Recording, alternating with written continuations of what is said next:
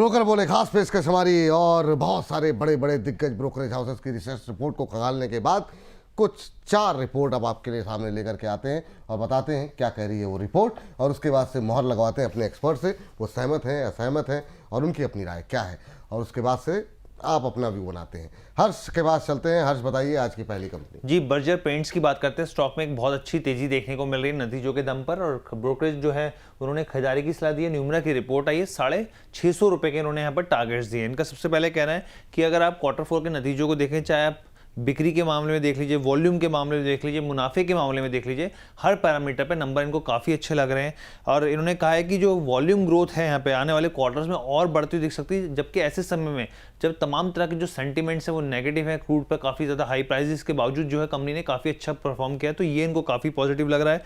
Gross margin की बात करें, यानी कि मुनाफे की क्षमता की अगर बात की जाए यहाँ पर, तो इनका मानना है कि Q1 में भी जो स्थिति है वो बेहतर होती हुई दिख सकती है। यहाँ पे कच्चे माल की लागत बढ़ने के बावजूद, जो हम लोग अभी बात ही कर रहे थे, इनका एक कहना है कि जो प्राइस है, मार्जिन्स हैं, वो मजबूत दिख सकते हैं। चलिए बर्जर पेंट पे राय यहाँ पर लेकर के आते हैं, और हमने बातचीत भी की बर्जर पेंट को लेकर के। अभी राजेश सर आपसे शुरू करना चाहेंगे, बताइए बर्जर पेंट्स पे अभी आपका व्यू क्या है, और क्या न्यूमरा की इस रिपोर्ट से आप सहमत हैं?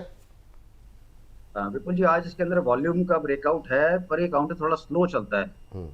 650 के लेवल है, वो भविष्य में देखने को मिल सकते हैं, पर आपको इसको समय देना पड़ेगा, बहुत जल्दी नहीं आएंगे। ट्रेलिंग स्टॉप लॉस अगर कोई लगाना चाहे तो 440 रुपए का बनता है। किसी भी डिक्लाइन पे लेते हैं तो ज्यादा बेटर है, जो कि 470 के भाव बढ़ते हैं, पर यह 650 क्वाइट पॉसिबल। चलिए ये रखेंगे नज़र यहाँ पर बर्जर पेंट्स को लेकर के। चलते हैं आगे और अगली टिप्पणी के लिए हर्ष के पास।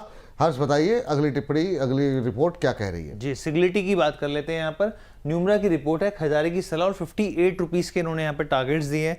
इनको जो नतीजे हैं वो पसंद आए हैं। कह रहे हैं कि रेवेन्यू ग्रोथ की बात कर लीजिए या फिर एबिटा मार्जिन की बात कर लीजिए, काफ़ी बेहतर रहे। जो एक्सपेक्ट किया जा रहा था उससे अच्छी चीज़ें निकल के आई हैं यहाँ पर।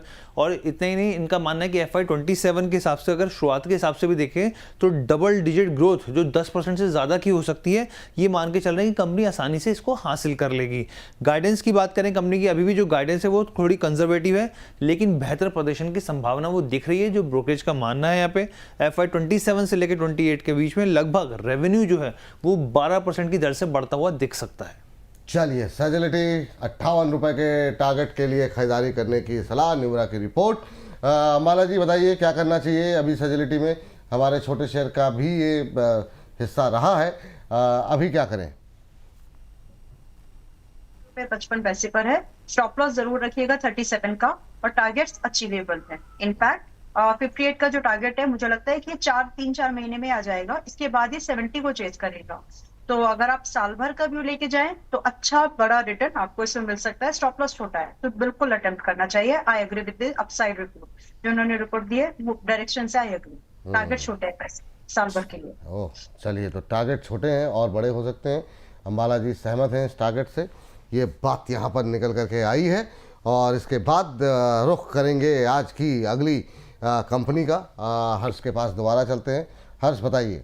जी, अडानी पोर्ट्स की बात कर रहे थे। अगली कंपनी है, न्यूमरा की रिपोर्ट, खरीदारी की सलाह, और 1930 के इन्होंने टारगेट दिए। सबसे पहले उन्होंने कहा कि यूरोप में जो सबसी एक्सपेंशन है, यानी कि समुद्र में जो इंफ्रास्ट्रक्चर का जो विस्तार हो रहा है यहाँ पे, उससे मार्जिन बिजनेस कंपनी का और मजबूत होने की संभावनाएं दिख रही हैं। इसके अलावा एस्ट्रो एटलस वेसल से जुड़ने से जो है कंपनी के ऑपरेशनल क्षमता जो है वो बढ़ गई है। अब आप कहेंगे एस्ट्रो एटलस क्या है, तो बेसिकली ये क्या है, समुद्री जहाज है बेसिकली, और ये जो है समुद्र के अंदर जो तमाम तरह के काम होते हैं, जिसमें पाइपलाइन बिछाना, इसके अलावा दूसरी जो चीज़ें होती हैं, उसके लिए काफ़ी इंपॉर्टेंट रोल अदा कर सकता है।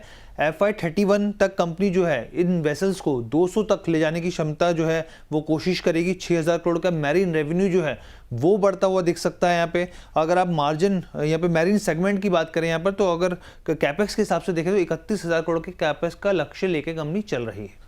चलिए ये बात यहाँ पर अडानी पोर्ट हमारे कवरेज का, हमारे कार्यक्रम का लगातार हिस्सा रहा। बहुत सारे लोगों की सवाल भी रहते हैं हमारे रिटेल दर्शकों के। बताइए अमित सर, आप क्या कह रहे हैं, और अब क्या यहाँ से 200 रुपये की रैली संभव है अडानी पोर्ट में? विपुल जी, करंट मार्केट प्राइस से देखिए टारगेट तो अचीवेबल हैं, इसमें कोई दो राय नहीं है, लेकिन करंट मार्केट प्राइस से एग्रेसिव और इम्पल्सिव बाय करना फायदेमंद नहीं होगा। मुझे ऐसा लगता है कि थोड़ा सा निगोशिएट करना चाहिए बाजार से। 1610 रुपए के आसपास एक बार बाइंग अपॉर्चुनिटी मिल सकती है। 1610 एक पॉइंट होगा और 1560 एक पॉइंट होगा, जहां पर हम ऐड कर सकते हैं। वहां से रिस्क रिवॉर्ड भी अच्छा होगा, पोटेंशियल भी अच्छे रहेंगे और आप मोटा माटी आपका स्टॉप लॉस होना चाहिए 1460 रुपए के नीचे का। तो करंट मार्केट प्राइस में अग्रेसिव और इमीडिएट बाइंग नहीं करनी चाहिए। 1610 और 1560 का वेट करना चाहिए, वो दोनों पॉइंट में एंट्री करनी चाहिए। टारगेट अचीव हो सकते हैं, रिपोर्ट से सहमत हूँ, लेकिन करंट मार्केट प्राइस में एंट्री नहीं करनी। रिपोर्ट से सहमत है, थोड़ा अभी नहीं एंट्री लेनी है, ये इस बात से थोड़ी सी सहमति है अमित जी की। लेकिन कोई बात नहीं, अगले शेयर पे देखते हैं कुछ सहमति बन पाती है क्या। चलते हैं हर्ष के पास। हर्ष बताइए जी, डिक्सन टेक की बात कर लेते हैं। यहाँ पर CLSC की रिपोर्ट होल्ड की सलाह 10,400 के इन्होंने यहाँ पर टारगेट्स दिए। अब इन्होंने कहा है कि देखिए हम लोग सब जानते हैं कि स्टॉक में काफ़ी गिरावट आई है, लेकिन इनका कहना है कि वैल्यूएशन के लिहाज से देखें तो अभी भी स्टॉक महंगा है, 6 महीने में करीब 35% के आसपास टूट चुका है। अब इनका ये कहना है कि ग्लोबल मेमोरी प्राइजेज जो है बढ़ने वाले आने वाले समय में और बढ़ते हुए दिख सकते हैं। यहाँ पे अर्निंग पर कंपनी के दबाव आता हुआ दिखेगा। इसकी वजह से मीडियम टर्म ग्रोथ जो है विजिबिलिटी के हिसाब से देखें तो कमजोर दिख रही है इनको। मैनेजमेंट ने क्या कहा है, FY27 के लिहाज से उन्होंने कहा है कि स्मार्टफोन सेल्स ग्रोथ जो है वो फ्लैट रह सकती है। इन्होंने इस बात को कोट किया बाकायदा। इसके अलावा इन्होंने कहा है कि एक्सपोर्ट बिजनेस और साथ में जो नए सेगमेंट जो हैं वो जरूर हो सकता है कि एक सपोर्ट ग्रोथ को देते हुए दिखे। और वीवो का जो JV को लेकर, जॉइंट वेंचर को लेकर जो खबरें हैं, अभी तक अप्रूवल नहीं आया है, इस पर भी ब्रोकरेज की पूरी नजर है। चलिए, ये बात यहाँ पर CLSA की रिपोर्ट 10,400 के टारगेट के लिए होल्ड करने की सलाह। डिक्सन टेक्नोलॉजी आज 3.5% की मजबूती। आपका व्यू यहाँ पर क्या होगा राजेश सर? 10,400 के आसपास ही चल रहा है और यहीं के इन्होंने टारगेट दिए हैं। इसका मतलब इसमें कुछ ग्रोथ या कुछ अपसाइड डाउनसाइड ये लोग देख नहीं रहे हैं। पर लेकिन अगर मैं चार्ट को देख रहा हूँ तो ये चार्ट ऊपर में 11,800 से लेकर और नीचे 9,500-600 इस रेंज में फंसा हुआ है काफी समय से। तो जब तक ये रेंज ब्रेक नहीं होती तब तक इसको अवॉइड करेंगे। रिस्क अगर लेना चाहें तो कोई 9,800-900 के आसपास इसमें बाय करें, 9,600 का स्टॉप लॉस लगाएं।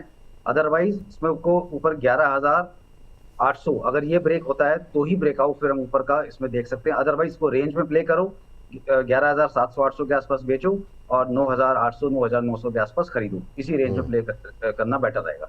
चलिए, एक कॉल भी है सर, अगर आप अलाउ। हाँ बिल्कुल सर, फटाफट जी। स्टाइल बाजार जी, स्टाइल बाजार स्टाइल बाजार जी सर। सर स्टाइल बाजार में मैं थोड़ा सा प्रीएम्प्ट कर रहा हूँ। मुझे लग रहा है कि आने वाले कुछ समय में ये अपना IPO लिस्टिंग का जो हाई है वो ब्रेक करेगा करीब 432 के आसपास। अभी 411 चल रहा है। डिस्क्लेमर ये है कि हमने अपने क्लाइंट्स को 380-85 की रेंज दी थी बाय करने की, जो उसने कल 385 का लो लगाया। अब यहाँ से किसी भी डिक्लाइन में अगर आपको मिलता है तो 385 तक के लेवल खुले हैं, आप वहां तक इसको बाय कर सकते हैं। पहला टारगेट हम इसमें 435 का रखेंगे। 435 ब्रेक होने के बाद 8 से 10% का इसमें मूव बहुत ज्यादा फास्ट आ सकता है। एक इसमें ब्लॉक डील 320 के लेवल पे हो रखी है, तो वो मुझे लगता है कि वो लेवल बहुत इजीली ब्रेक नहीं होंगे और उस ब्लॉक डील के चलते ये काउंटर भी नए हाइस लगाएगा। तो अगर कोई बिल्कुल सेफ प्ले करना चाहता है तो 435 के ऊपर ले। अदरवाइज किसी भी डिक्लाइन पे लोगे तो 435 जल्दी आएगा और 435 के बाद फिर 8 से 10% की तेजी बहुत फास्ट। चलिए, 435 तक के टारगेट के लिए बजाज स्टाइल खरीदने की सलाह यहाँ पर दी जा रही है। इसी के चलिए आगे स्क्रीन पे 435 का टारगेट। स्टॉप लॉस कोई दिया है सर आपने? सर अभी के लिए 350 के नीचे का लगा सकते हो, लेकिन किसी को लॉन्ग टर्म रखना है तो 320 के नीचे जब तक बंद ना हो तब तक ये काउंटर बाय है सेफली। चलिए, यहाँ रखिए नजर। इसी के साथ इस सेगमेंट को भी करेंगे समाप्त।